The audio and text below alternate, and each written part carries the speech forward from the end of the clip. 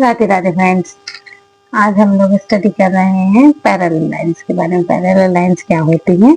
तो किसी भी प्लेन, कोई भी यदि प्लेन सरफेस है, उस प्लेन सरफेस पर यदि दो लाइन बनाई जाए और वो इस तरह से बनाई जाए कि वो एक दूसरे से कभी ना मिले।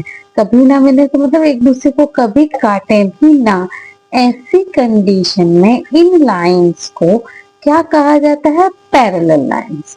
Two lines in a plane which do not meet even when produced indefinitely in either direction are known as parallel lines। यानी कि यदि हम इस लाइन को कितना भी आगे बढ़ा दें, यदि इस लाइन को कितना भी आगे बढ़ा दें, इसी तरह से इस कंडीशन में भी ये लाइन कभी भी एक दूसरे से ना मिले तो ऐसी लाइन को पैरेलल लाइंस कहा जाता है।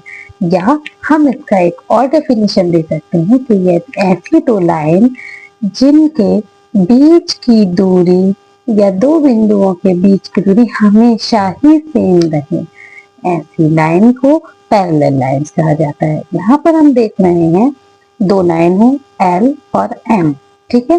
ये पैरेलल लाइन है।